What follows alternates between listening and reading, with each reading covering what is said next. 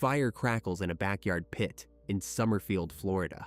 The smell of burning rubber and accelerant chokes the humid April air. It looks like a typical weekend bonfire, but the fuel is human.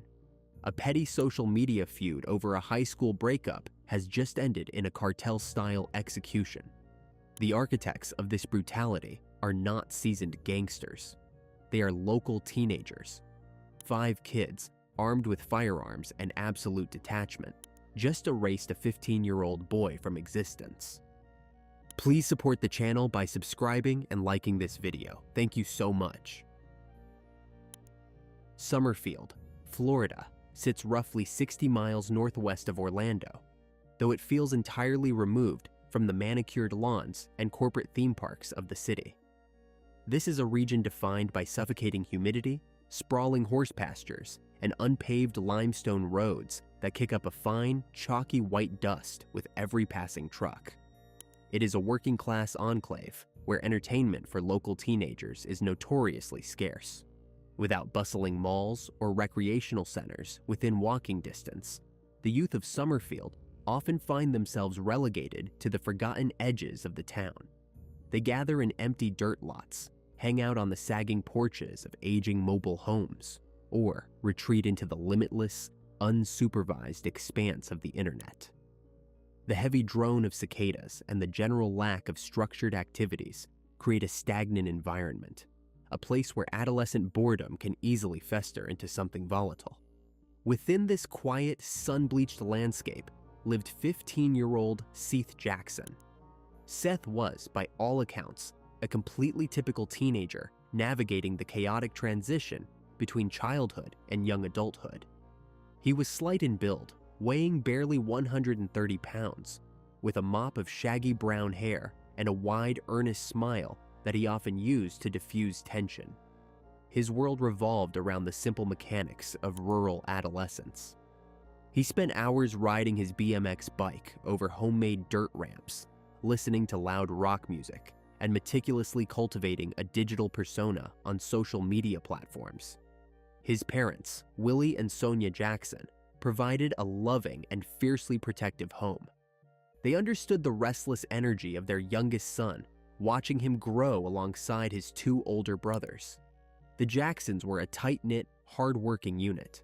Sonia frequently mentioned to her friends that Seth possessed a remarkably tender heart beneath his obligatory teenage bravado. He was the kind of boy who would stubbornly argue a point over chores or curfews, only to offer a quiet, sincere apology an hour later. Those who knew Seth well described a boy who was intensely loyal to his inner circle. He was known to quickly defend his friends against perceived slights, a trait that sometimes got him into minor, typical high school scrapes. However, like many 15-year-olds, Seth lacked the psychological maturity to recognize the line between a harmless digital dispute and genuine physical danger. He viewed the world through the highly polarized lens of youth, where social standing, rumors, and romantic alliances felt like absolute matters of survival. In a town like Summerfield, physical isolation was heavily offset by constant digital connectivity. For Seth and his peers, the internet was the ultimate social plaza and the primary battleground. Relationships were forged, tested, and utterly destroyed via text messages and public status updates. The glowing screen provided a dangerous false sense of security, a digital barrier that emboldened teenagers to hurl insults and threats they would never dare voice in a physical confrontation. This severe disconnect between the virtual echo chamber and the physical world was a defining characteristic of the local youth culture. For Seth, his mobile phone was a constant lifeline, a device he checked incessantly to maintain his status. As he navigated the complexities of high school, his interests naturally transitioned from skateboards toward the intense, often toxic arena of teenage romance. He was simply looking for connection, trying to find his footing in a hierarchy that rewarded aggression while penalizing vulnerability. This inherent desire for affection would soon push him out of the safety of his family's home and directly into the orbit of a deeply troubled older crowd. By the early months of 2011, the relationship inevitably imploded. The fallout was anything but a clean break. Instead of distancing themselves, the former couple engaged in a bitter, protracted war of attrition. The battlefield shifted entirely to the digital realm, specifically the public walls of social media. Status updates were instantly transformed into digital artillery. The teenage boy, nursing a bruised ego, posted highly derogatory comments regarding Amber's character and alleged infidelities. She retaliated with equal venom, tearing down his reputation in front of an audience of hundreds of their peers. This relentless public spectacle forced their mutual friends to take sides, turning a private emotional grievance into a community-wide spectator sport. The digital echo chamber amplified their hostility, validating their anger and stripping away the empathy that might have existed in a face-to-face confrontation. This toxic digital feud might have eventually burned itself out, fading into the background noise of high school drama, if not for the introduction of a highly volatile catalyst, 18-year-old Michael Bargo. He was a recent arrival in the area, carrying with him a dark, magnetic charisma and a deeply disturbed psychological profile. He harbored a profound, simmering rage born from a chaotic upbringing, which he masked beneath a carefully cultivated, hyper-aggressive persona. Bargo was obsessed with gang culture, organized crime, and the absolute power of lethal violence. He viewed the world through a warped, predatory lens where respect was the ultimate currency, and it could only be purchased through fear and physical dominance. Bargo quickly inserted himself into the local youth hierarchy, operating out of a dilapidated mobile home belonging to another 18-year-old, Charlie Ely. Charlie was a young woman who desperately craved social acceptance. To secure her status, she opened her doors to the displaced and troubled youth of the neighborhood. Her trailer became a completely unsupervised sanctuary, a place entirely devoid of adult boundaries, curfews, or moral oversight. Within the stagnant, humid confines of this makeshift headquarters, a deeply toxic surrogate family began to form. This insular group consisted of Bargo, Amber, Charlie, Amber's 16-year-old stepbrother Kyle Hooper, and 20-year-old Justin Soto. Soto was a quiet, physically imposing young man who naturally gravitated toward Bargo's dominant personality, acting as a willing enforcer. Kyle, meanwhile, was fiercely protective of his stepsister and easily manipulated by the older boys, eager to prove his own toughness. Bargo quickly recognized the malleability of his new peers and established himself as the undisputed leader of this teenage cartel. When Amber brought her digital grievances regarding her ex-boyfriend into the trailer, Bargo seized upon the conflict. He did not view the internet insults as petty teenage drama. He processed them as a direct, intolerable challenge to the group's honor. Bargo systematically began to radicalize the teenagers sitting on Charlie's sagging couches. He weaponized Amber's anger and Kyle's brotherly protectiveness, twisting the narrative until the boy posting on the internet was painted as an existential physical threat. Through endless hours of manipulation in the dim light of the trailer, Bargo steadily dismantled his friend's psychological barriers. He normalized the concept of extreme violence, speaking about murder not as an unthinkable crime, but as a necessary, completely justified solution to a problem. He convinced his followers that true loyalty required absolute ruthlessness. By absorbing Amber's spite and feeding it back to the group wrapped in cartel ideology, Bargo transformed a messy breakup into a unified, deadly obsession. The bait had been cast, and under Bargo's relentless psychological conditioning, the teenagers transitioned from typing angry comments to plotting a physical execution. April 17th, 2011. The stifling Florida heat began to break as the sun dipped below the tree line. Inside the dimly lit mobile home, the trap was meticulously laid out. The teenage cartel had spent the entire afternoon rehearsing the logistics of an execution. There was no hesitation, no moral panic. The plan required a lure, and Amber was instructed to cast the digital bait. She sat on the worn couch and composed a text message to her ex-boyfriend. The premise was simple. She wanted to talk. She suggested he come over to the trailer so they could finally work out their differences and return a few personal items. It was a calculated manipulation of his lingering attachment. Miles away, the boy received the message, his phone illuminated in his hand. The digital barrier that had fueled their bitter feud was suddenly dropping, replaced by an invitation for a face-to-face reconciliation. He had reservations. He texted back, asking directly if this was a setup. He wanted assurance that he would not be walking into an ambush. The response was immediate and falsely reassuring. The girl promised him that she would be alone, waiting for him on the front porch. The 15-year-old wanted to believe the conflict was over. He wanted to close the chaotic chapter of their breakup. He put his phone in his pocket and left the safety of his family's home, completely unaware that he was walking into a slaughterhouse. He navigated the dirt roads of Summerfield. The evening air was thick with humidity and the drone of insects. The crunch of gravel beneath his shoes marked his steady approach toward the property. Inside the trailer, the atmosphere was suffocatingly tense.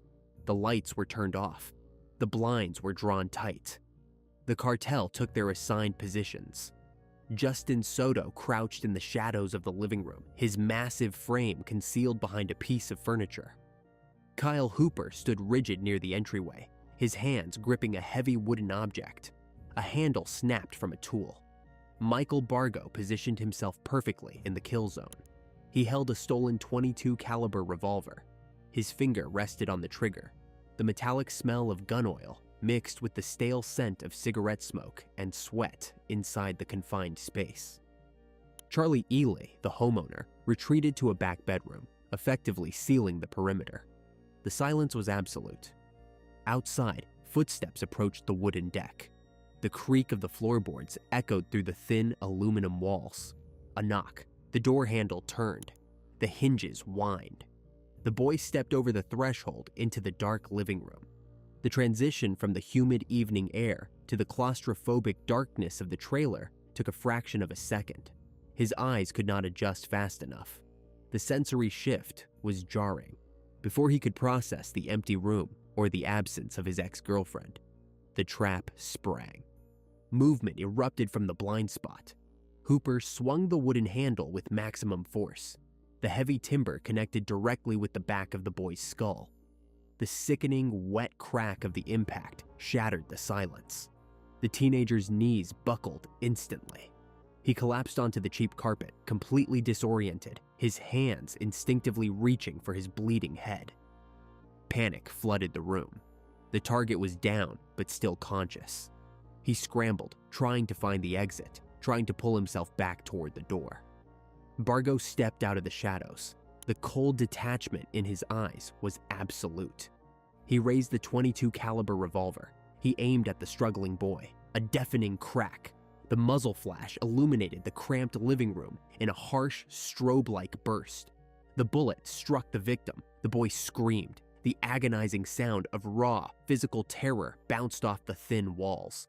He pleaded for his life. He frantically asked what he had done to deserve this, begging his former friends to stop. His words dissolved into choking gasps. There was no mercy. The group swarmed him like predators. Soto lunged forward, using his heavy frame to pin the bleeding teenager to the floor. The physical beating escalated into a frenzy.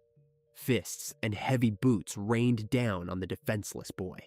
Bones fractured under the sheer weight of the assault. The metallic scent of blood rapidly overpowered the stale air of the trailer. The victim fought with the desperate, adrenaline-fueled strength of someone realizing they are going to die.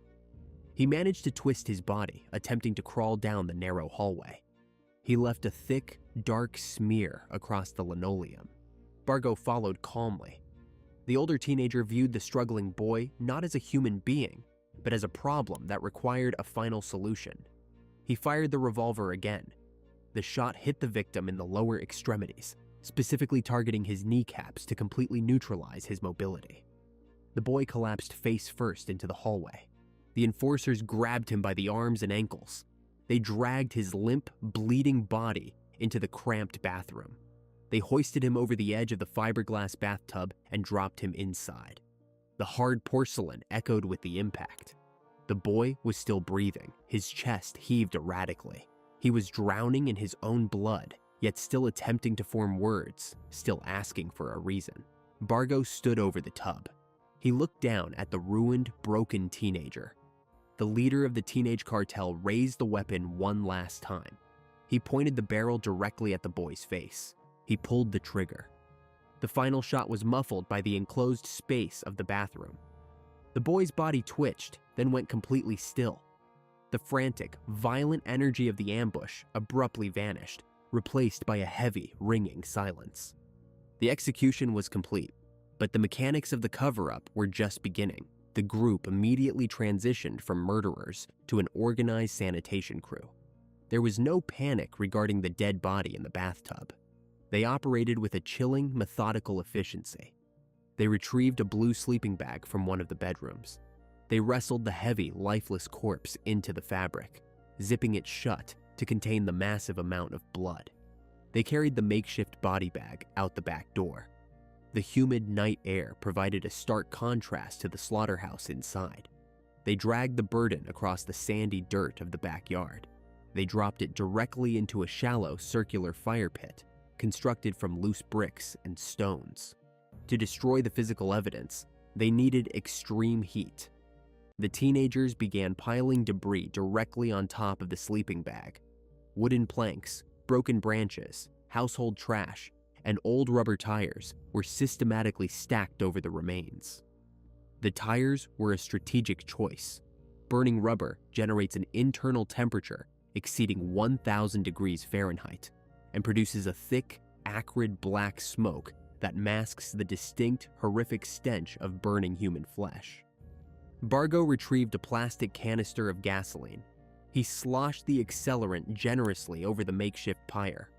The liquid soaked into the wood and pooled in the dirt. A single match was struck. The ignition was explosive. A massive pillar of orange fire roared into the dark Florida sky. The sudden wave of blistering heat forced the teenagers to step back. The flames consumed the sleeping bag instantly. The backyard was bathed in an eerie, flickering light. For hours, the teenage cartel sat around the fire pit. They watched the blaze consume their victim. The heavy smell of sulfur, melting rubber, and burning bone rolled across the property. Occasionally, one of them would stand up, grab a long metal pole, and casually stoke the embers to ensure the fire burned evenly. They drank soda. They spoke about trivial things. They completely normalized the inferno burning just feet away from them. The fire smoldered deep into the early hours of Monday morning. As the sun began to rise, the intense heat finally died down, leaving behind a thick bed of gray ash. The cleanup resumed. They approached the pit with heavy metal shovels. The human body does not burn cleanly in an open fire. Large fragments of bone, teeth, and charred tissue remained stubbornly intact among the wires of the melted tires. The teenagers used the flat blades of the shovels and heavy concrete cinder blocks to smash the remaining bone fragments into a fine, unrecognizable powder. They swept the horrific debris into several 5-gallon plastic paint buckets. They packed the ash tight, securing the lids with heavy strikes from their palms. The physical existence of the 15-year-old boy had been reduced to a few dozen pounds of gray grit, sealed inside hardware store buckets. The living room carpet was ripped up and thrown into the dying embers. The bathtub was scrubbed with harsh chemical bleach. By the time the Florida sun was fully in the sky, the trailer park looked completely normal. The teenage cartel locked the doors and went to sleep, leaving the neighborhood utterly unaware of the absolute savagery that had just occurred. The morning of Monday, April 18th, brought a suffocating quiet to the Jackson household. Willie and Sonia awoke to find their son's bedroom empty. His bed had not been slept in. At first, the parents leaned on the rational explanations typical of raising an adolescent. They assumed he had stayed over at a friend's house without calling or had fallen asleep on a neighbor's couch after a long night of roaming the dirt roads of Summerfield. However, as the morning stretched into the early afternoon, that initial parental annoyance curdled into genuine panic. Their boy was fiercely tethered to his mobile phone, constantly updating his location or messaging his brothers. A total communication blackout was entirely out of character. Sonia began a frantic physical and digital sweep. She drove her vehicle slowly through the neighborhood, covering miles of unpaved limestone roads, rolling down the windows to look for any sign of his familiar bicycle. She checked the empty dirt lots, the convenience store parking areas, and the sagging porches where the local youth usually congregated. The temperature was already climbing toward 90 degrees Fahrenheit, making the air feel heavy and oppressive. There was no physical sign of him. Returning home, she logged onto his social media profiles. The digital plaza that usually documented every mundane detail of his life was completely stagnant. His last footprint was the text message exchange from the previous evening. After that, absolute silence. The parents contacted local law enforcement and officially reported him missing. Deputies began conducting routine checks, initially classifying the situation as a standard runaway case, a common occurrence in the rural Florida heat. While the family frantically printed homemade flyers and taped them to wooden utility poles across the county, the architects of their nightmare were behaving with a chilling, sociopathic level of normalcy. The perpetrators simply resumed their daily routines. They woke up in the trailer, stepped over the bare floorboards where the living room carpet used to be, and went about their Monday. The female decoy attended her classes, walking the linoleum hallways of the local high school without a single tremor of guilt. Her stepbrother sat in the cafeteria, eating lunch surrounded by hundreds of other students. The older members of the cartel lounged around the mobile home, smoking and watching daytime television. They exhibited zero signs of psychological distress. The sheer disconnect between the extreme brutality of the Sunday night execution and their Monday morning apathy was staggering. They believed their mechanical cover-up, the burning tires generating intense heat, the chemical bleach, the heavy plastic buckets filled with ash, had completely erased the crime. They felt entirely insulated from consequence. However, the perpetrators severely underestimated the volatile nature of the teenage social ecosystem. In a working-class enclave where entertainment was scarce, gossip was the primary currency, and a secret of this magnitude possessed an incredibly short shelf life. The digital connectivity that had previously fueled the deadly feud now became the very mechanism that exposed them. The human brain, especially an adolescent one, is rarely equipped to process the sheer psychological weight of taking a life without fracturing. The social leaks started small, a whispered conversation in the back of a school bus, a cryptic, boastful text message sent to an outsider. The 16-year-old stepbrother, struggling with the lingering adrenaline and the horrific sensory memory of the heavy wooden handle connecting with a human skull, could not contain the secret. He began telling a few trusted peers what he had participated in. He framed the incident not as a horrific tragedy, but as a twisted badge of honor, a display of absolute loyalty to his surrogate family. He expected validation from his peers. Instead, he ignited an uncontrollable wildfire of rumors. Within 48 hours, the local youth network was completely saturated with dark whispers. The social echo of the crime was deafening, bouncing across hundreds of glowing mobile screens. Students who had witnessed the bitter online breakup weeks earlier were now passing around horrific, fragmented details. They texted about a backyard fire pit, a stolen .22 caliber revolver, and remains hidden in hardware store buckets. The adult residents of Summerfield were thrust into a state of collective shock. For generations, the town had dealt with typical rural juvenile delinquency, vandalism, petty theft, or underage drinking in the horse pastures. But the calculated nature of this rumor suggested a level of depravity completely foreign to the community. The realization that their children were operating in a shadow world completely detached from adult supervision and basic human empathy, sent a wave of profound unease through the neighborhoods. The digital landscape had allowed these teenagers to desensitize themselves to violence, turning a physical murder into just another status update to be consumed and shared. The rumors eventually reached the frantic parents. The missing boy's mother received a devastating phone call from a crying teenager, an acquaintance of her son. The caller repeated the gruesome, highly specific whispers circulating online. The mother's heart shattered as the narrative instantly shifted from a hopeful missing persons search to a grim homicide hunt. She immediately relayed this fragmented, horrifying information to the local deputies. The authorities, realizing this was no longer a routine runaway case, shifted their entire operational focus directly onto the social circle of the missing boy. The invisible digital trail of text messages, status updates, and frantic rumors all pointed like a magnetic compass toward one specific location: the dilapidated mobile home in the trailer park. The police cruisers turned their tires onto the unpaved dirt roads, kicking up heavy clouds of white dust as they accelerated toward the property. The brief period of quiet detachment for the teenage cartel was rapidly closing. Each suspect was placed in a separate, sterile interrogation room. They recited the exact same narrative with chilling precision. They openly acknowledged the bitter digital feud.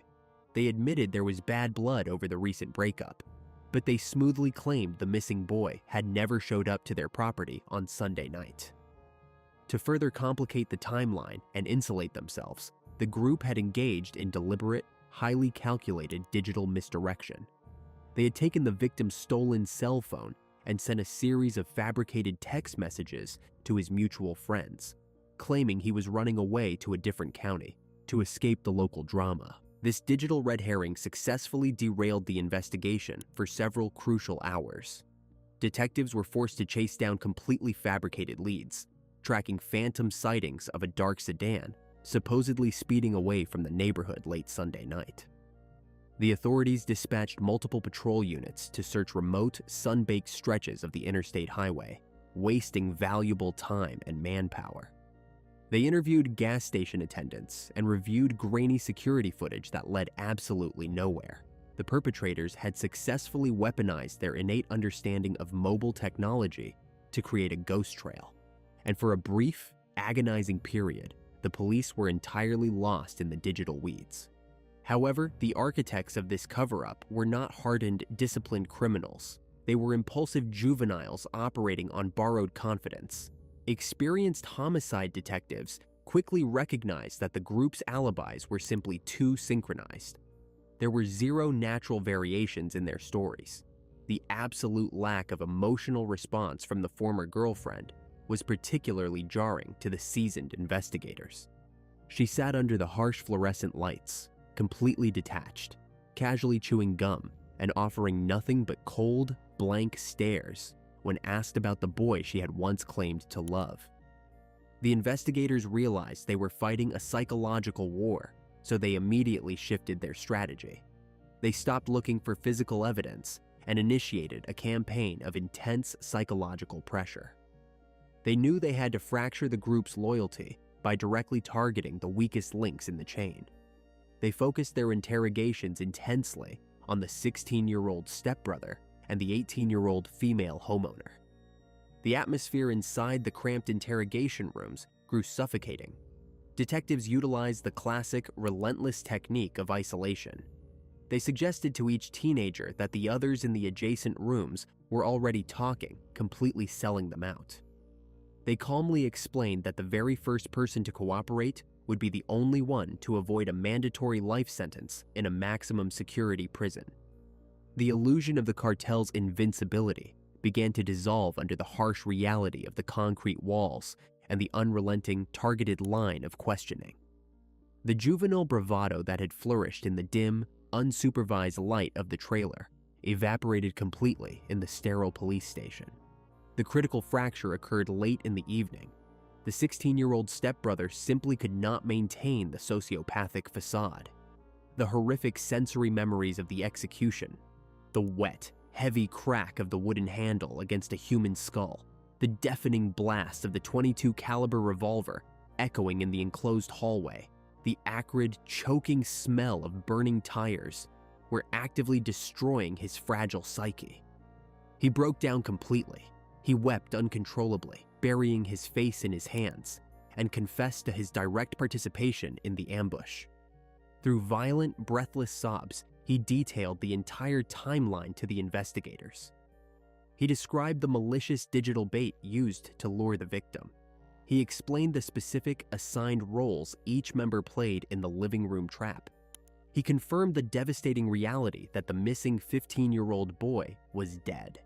He explicitly recounted the horrific disposal of the body in the backyard fire pit, detailing how they had used heavy metal shovels and concrete cinder blocks to pulverize the remaining bone fragments into a fine powder. The detectives listened in absolute stunned silence. The sheer level of organized depravity was difficult to process. The investigation immediately transitioned from a frantic missing persons search into a grim, highly focused recovery operation. The suspect provided the exact geographical coordinates where the physical evidence had been permanently discarded. The cleanup crew had not kept the remains at the trailer park. To ensure the body was never found, they had transported the horrific debris to an isolated, flooded limestone quarry on the rural outskirts of the county. A specialized dive team was immediately dispatched to the coordinates. The quarry was a desolate industrial scar carved deep into the Florida landscape. The water was dark, entirely stagnant, and plunged to dangerous depths exceeding 60 feet. The surrounding banks were incredibly steep, composed of jagged, unforgiving white rock that reflected the blinding afternoon sun. Divers suited up in heavy neoprene gear and descended into the murky, tepid water. Visibility was virtually zero. They had to rely entirely on touch, sweeping their hands methodically across the silty, trash-strewn bottom of the quarry. The surface support team waited on the banks in tense, heavy silence. The ambient temperature hovered near 95 degrees Fahrenheit, making the air feel thick and unbreathable. Minutes dragged into agonizing hours. Then, a breakthrough. A diver breached the surface of the water, aggressively waving his hand to signal the recovery team. They had successfully located the targets resting on a submerged rocky shelf, roughly 20 feet below the surface. Heavy nylon ropes were immediately deployed from the shore. The divers carefully rigged the submerged objects and signaled for them to be hoisted up the steep embankment. 3 5-gallon plastic paint buckets broke the surface of the water. The heavy plastic lids were still tightly sealed, just as the teenagers had left them. Stagnant quarry water cascaded down the sides of the white plastic as they were slowly hauled onto the jagged rocks. The crime scene technicians approached the buckets with extreme caution. They used metal tools to pry the plastic lids open. Inside, they found a dense, horrific, waterlogged mixture of gray ash, melted steel wire from the rubber tires, and fragments of shattered bone. The physical existence of a human life, weighing barely 30 pounds in total, had been casually scooped into hardware store containers and thrown into a flooded pit. The recovery of the paint buckets provided the undeniable physical proof required to entirely dismantle the teenage cartel. Arrest warrants were instantly drafted and executed. The remaining members, who were still sleeping in their beds or casually walking through their neighborhoods, were violently pulled from their fabricated reality. The authorities swarmed the properties, placing the ringleader and the rest of his enforcers in heavy steel handcuffs. The wall of lies had collapsed. The digital echo chamber was permanently silenced. The judicial reckoning for the teenage cartel was swift and completely devoid of the bravado they had previously exhibited inside the mobile home. In the sterile, heavily guarded confines of the Marion County Courthouse, the severe reality of their actions finally crushed the group. Their desperate defense strategy of blaming one another collapsed entirely against the overwhelming physical evidence retrieved from the flooded quarry and the sheer weight of their own recorded confessions. The female decoy, her younger stepbrother, the mobile homeowner, and the physically imposing enforcer were all convicted of first-degree murder. The presiding judge handed down mandatory life sentences without the possibility of parole. They were permanently removed from the public sphere, destined to age and eventually die within the unforgiving, violent environment of the state penitentiary system. The ringleader faced a vastly different, far more severe judicial outcome. The prosecution systematically demonstrated that his role as the absolute architect of the execution, coupled with his chilling lack of remorse, demanded the ultimate punishment. The jury agreed without hesitation. He was formally sentenced to death, officially securing his status at the time as the youngest inmate awaiting execution on Florida's death row. The terrifying illusion of his absolute control and gang authority was permanently reduced to a heavily monitored, solitary steel cage. The tragedy in Summerfield stands as a grim testament to the fatal intersection of adolescent impulsivity and extreme digital detachment. An entire community was permanently scarred by a completely preventable escalation. When glowing screens replace basic human empathy, the psychological barrier against lethal violence dissolves rapidly. The young victim simply sought reconciliation, but instead found absolute savagery at the hands of a makeshift cartel. His memory lingers as a dark, enduring warning, a horrific reminder of what happens when online grievance is allowed to mutate, unchecked, in the desolate shadows of the physical world.